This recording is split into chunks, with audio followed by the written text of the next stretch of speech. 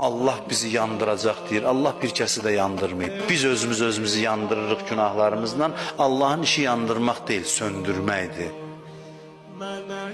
Deyir ki, keçən dəfə də dedim, oddan qaçan adam kimi yox, od tutub yanan adam kimi qaçın Allahın dərgahına gedin.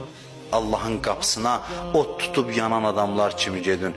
Hər dəfə, hər günahla, bax günahın mənəvi cizgisini çəkimsin üçün. Elə bir ki, kibriti vururuq, yandırırıq özümüzü, od tutub yanır, tövbə nədir? Qaçırıq Allaha tərəf, ilahi yandım söndür. O da suyu səpir söndürür, deyir get. Gedirik, yenə yandırırıq, yenə gəlirik, onun işi söndürmək bizim işimiz yandırmaqdır. Sonra deyir, Allah məni niyə belə elədi? Allah yandırmır səni, Allah sənin əyləskiyi düzəltməklə məşğuldur. Allahın Allahlıq funksiyası bundan ibarətdir. Allah odu söndürmək üçündür. Allah bəlanı dəf eləmək üçündür. Allah Quranda buyurur ki, bütün başınıza gələn müsibətlər günahlarınıza görədir. Hələ çoxunu biz dəf eləyirik sizdən. Allah oturub bizim işlərimizi düzəldir, əyləskilərimizi düzəldir. Odur ki, o bizim amanımızdır. Ona görə deyir ki, özündən özünə pənah axar. Özündən o mənada yox ki, o bizi yandırır. Onun qurduğu düzən belədir ki, bir adam əlini kəsəndə əli kəsilir.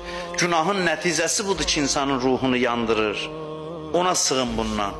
Ya mən yu'til kəsirə bil qalil. Ey o kəs ki, aza çox verirsən.